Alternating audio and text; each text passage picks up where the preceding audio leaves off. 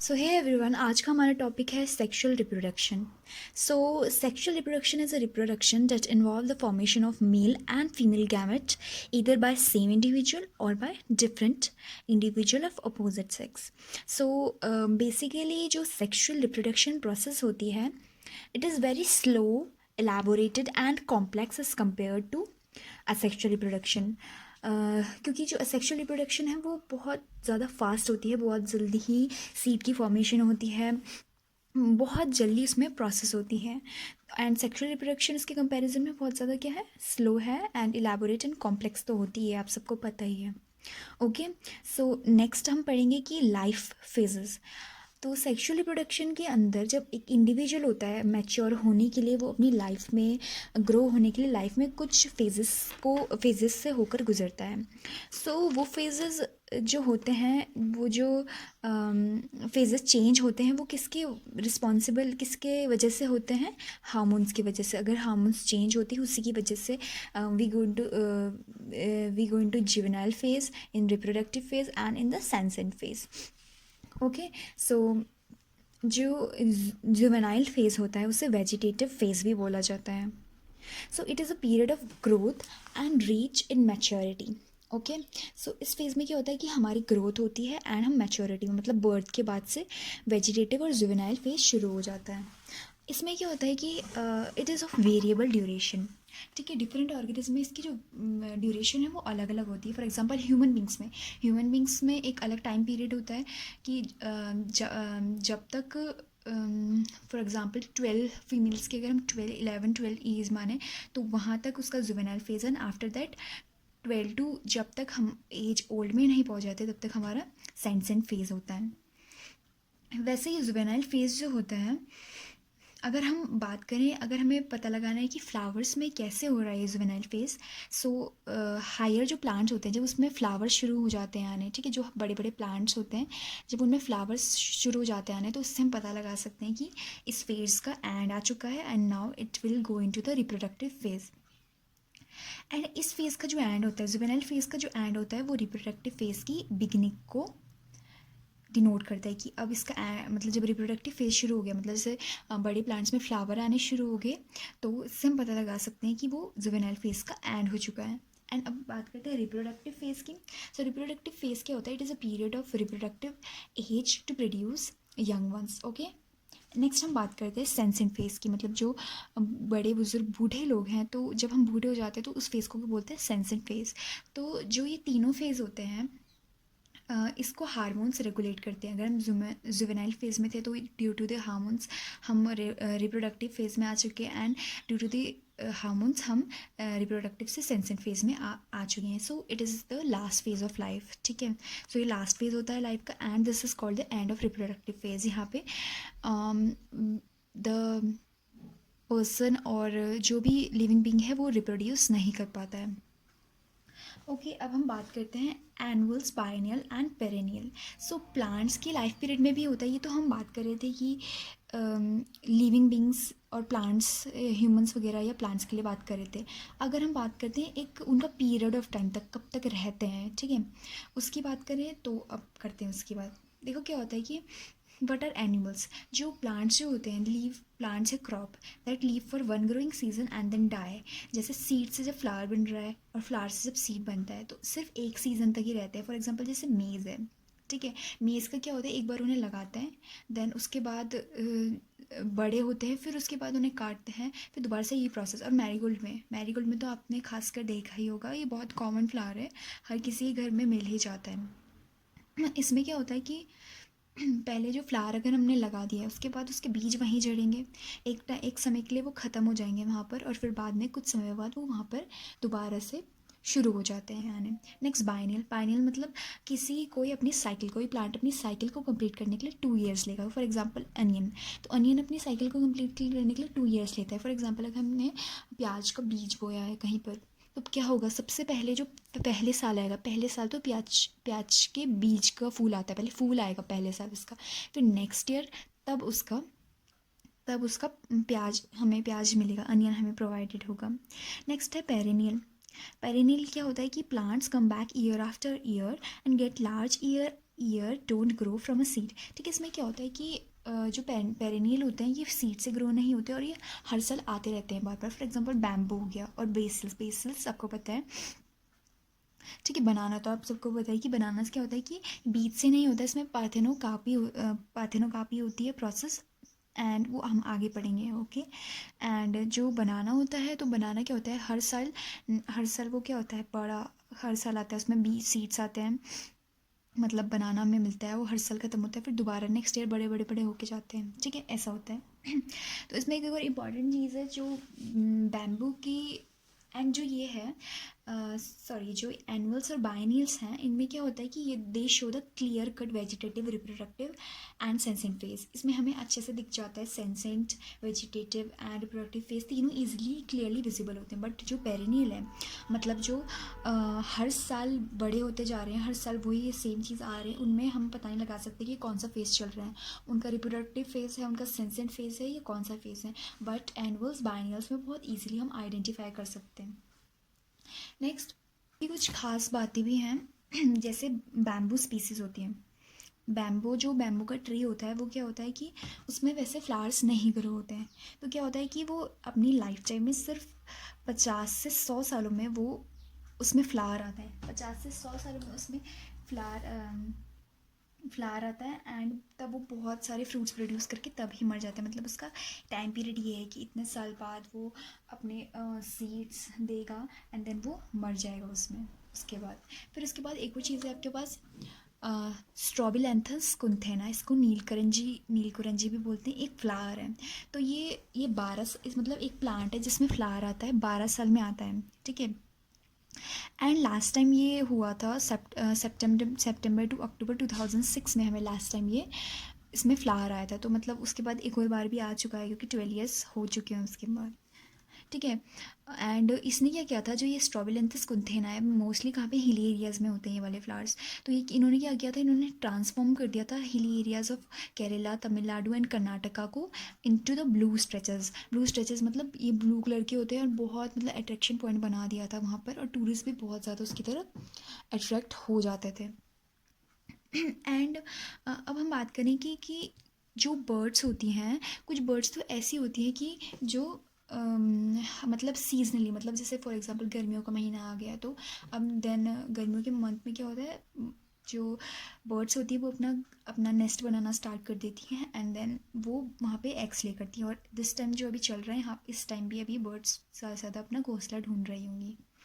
Then मतलब वो seasonally दे रही हैं अपने बर्ड, सीजनली एग जो दे रही हैं वो सीजनली दे रही हैं। फॉर एग्ज़ाम्पल, अब जो दूसरा केस है कि जिन बर्ड्स को या जिन एनिमल्स को हम कमर्शियल पर्पज़ के लिए उनमें इंजेक्शन लगवाया जाता है, वो कहाँ पे रहते हैं, कैप्टिविटी में रहते हैं। ठीक है, पोल्ट्री फार्म जिसे बोलते हैं। तो वहाँ पे उनको पूरे साल भर उनको एग देने के लिए कैसे मजबूर किया जा सकता है कि उन पर इंजेक्शन वगैरह लगाते हैं। तो हम इसे कमर्शियल पर्पज़ के लिए यूज़ करते हैं। तो नहीं तो because it is not possible for any animal to lay eggs day after day, because नहीं हो पाता है ऐसा, क्योंकि जो हमारी हैंड्स है वो उनको भी टाइम लगता है, तो उनमें इतना ज़्यादा वो किया जाता है, इंजेक्शन लगते हैं, तो जिस वजह से वो एग ले कर सकें। एंड जो फीमेल होती है, फीमेल ऑफ प्लेसेंटल मैमल जो होती है, वो साइक्लिक चेंजेस भी एग्जिबिट करते हैं in the activities of ovary and accessory ducts as well as hormone during the reproductive phase. तो उसमें साइक्लिक चेंजेस दो टाइप्स में आते हैं, क्योंकि एनिमल्स भी हमारे टू टाइप्स में, एक तो प्रिमिटिव प्राइमेट्स हैं, एक नॉन प्राइमेट्स हैं।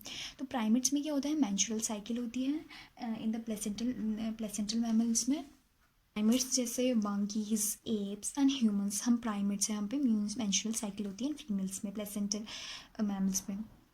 ओके, एंड जो जैसे काउज होती हैं, sheeps, rats, deer, dog and tigers, जैसे कि ये भी बर्थ देते हैं, तो साइक्लिक चेंजेस आने के लिए ओवरीज में ड्यू टू हार्मोन इनमें ऑस्ट्रस साइकिल होती है, जैसे मेंस्ट्रुअल नहीं, हम ऑस्ट्रस साइकिल बोलते हैं। ओके, सो अगर हम बात करें ब्रीडिंग सीजन के बेसिस पे, तो ब्रीडिंग सीजन के बेसिस में जो ब्रीडर्स है वो टू टाइप्स में डिवाइड होते हैं, one is seasonal breeder and another one is a continuous breeder.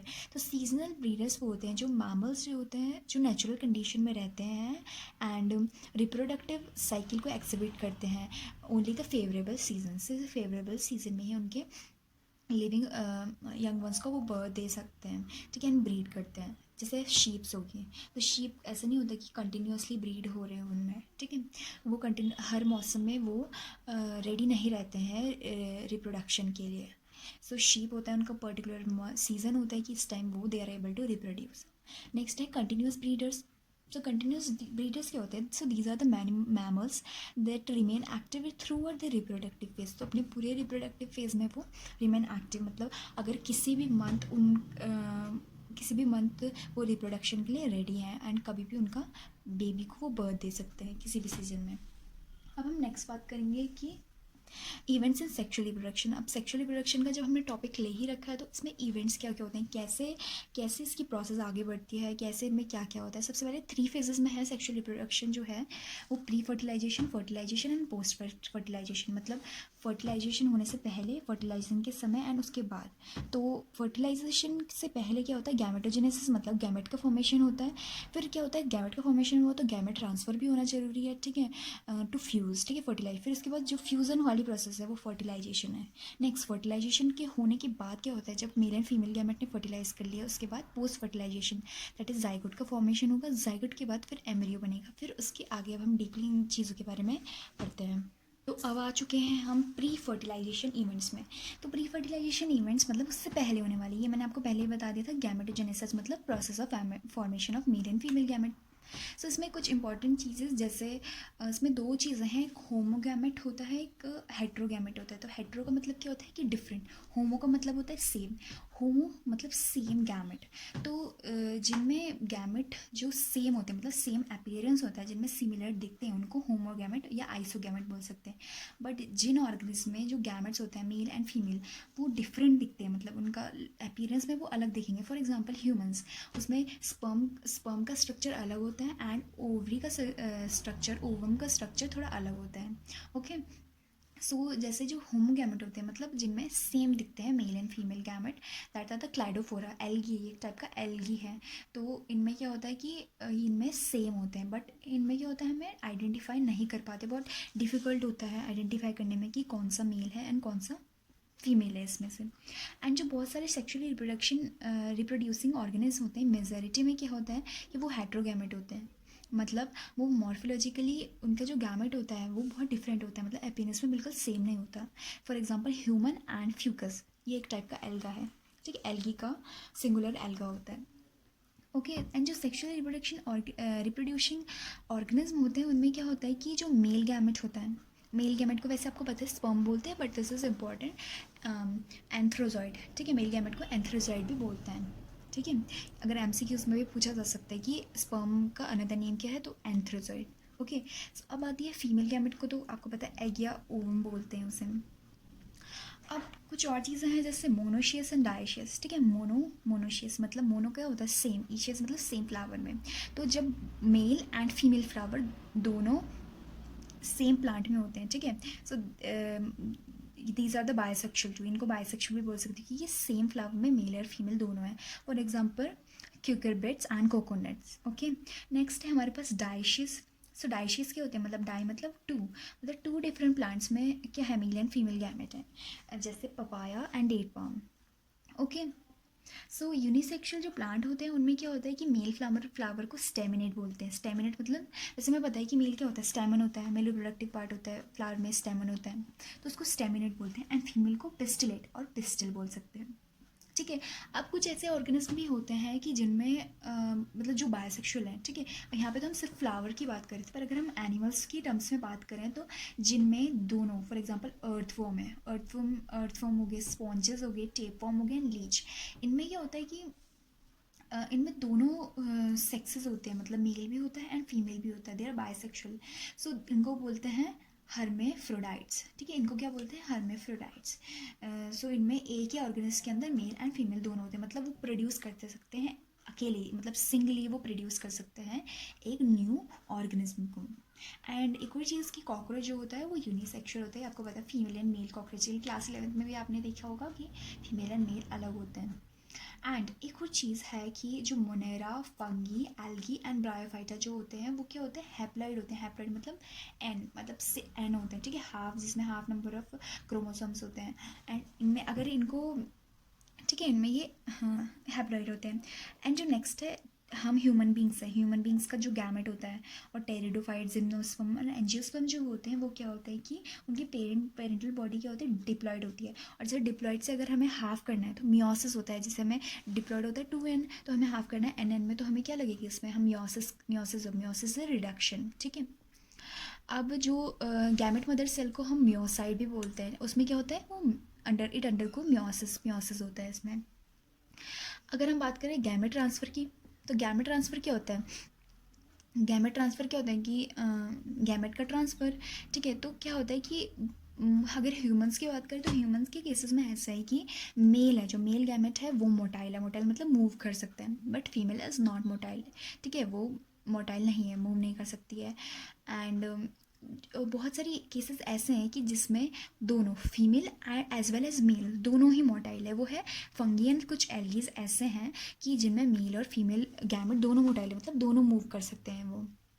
ठीक है, और जो एल्गी, ब्रायोफाइटा एंड टेरिडोफाइटा जो होते हैं उनको वाटर, ठीक है, they require the water as a medium for the gamete transfer. ठीक है, क्योंकि गैमेट ट्रांसफर होता है, गैमेट ट्रांसफर क्यों हो रहा है, क्योंकि फ्यूज़न के लिए, फर्टिलाइजेशन के लिए गैमेट भी तो होना चाहिए। अगर हम उनको ट्रांसफ़र होगा उनका गैमेट का, तभी तो वो फ्यूज़ हो पाएंगे। ठीक है, नेक्स्ट आ जाते हैं सॉरी, जो पीस होते हैं, पीस क्या आपको पता है, जैसे पीस क्या होता है, बायसेक्सुअल होता है। और इसमें एक केस ऐसा है कि यहाँ पर बहुत रिलेटिवली ईजी, मतलब बहुत ईजिली ट्रांसफ़र हो जाता है पॉलन ग्रेन स्टिग्मा में।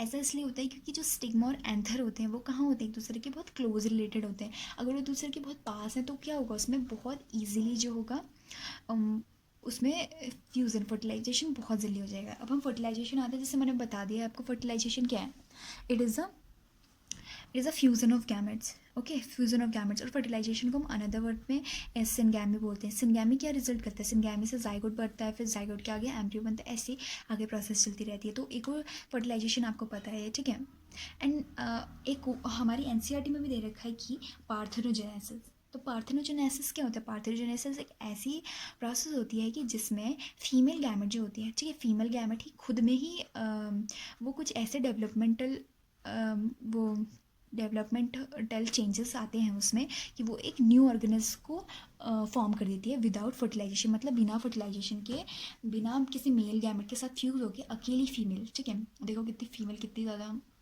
पावरफुल है कि अकेली फीमेल एक नए ऑर्गेनिज्म को बर्थ दे रही है। इसके एग्जांपल है पार्थेनोजेनेसिस की कुछ लिजार्ड्स भी होती हैं, मतलब उनको मेल की रिक्वायरमेंट नहीं होती, but not all the lizards, but कुछ लिजार्ड्स ऐसी होती हैं। हनी बी हो गया, रॉचीफर्स हो गया, एंड बर्ड्स होगी। बर्ड्स कौन सी वाली, तुर्की बर्ड। सो इनमें क्या होता है कि इनमें मेल की रिक्वायरमेंट नहीं होगी। नेक्स्ट चैप्टर में आप पढ़ेंगे कि पार्थेनोकार्पी क्या होता है। पार्थेनोकार्पी प्लांट्स के लिए होता है एंड पार्थेनोजेनेसिस हम एनिमल्स के लिए बोलते हैं।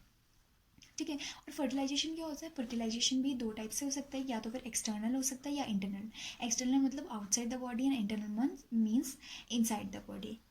सो सिंगैमी होता है, सिंगैमी जो है वो क्या होता है, अगर एक्सटर्नल मीडियम में हो गया, ठीक है, बाहर हो गया, फॉर एग्जांपल फ्रॉक्स का अगर हम केस लें, ठीक है, फ्रॉक्स में क्या होता है कि वो बाहर ही ओवम रिलीज होंगे, बाहर ही स्पर्म होगा और बाहर ही उनका फ्यूज़न हो गया है। इसी वजह से जो एग्स होते हैं वो बहुत लार्ज अमाउंट में रिलीज़ होते हैं, क्योंकि बहुत चांसेस रहती हैं उनके एग्स के ख़त्म, डैमेज हो जाने की, क्योंकि पानी में कितना प्रेडेटर्स वगैरह भी इतना खतरा रहता है कि अगर कोई भी ऐसे एक्सटर्नल केस आया, ऐसा कुछ भी वेव्स आए, तो इस वजह से क्या हो जाता है कई बार कि हमारा एक्स भी डाई हो जाते हैं, तो इसलिए वो लार्ज अमाउंट में रिलीज़ होता है।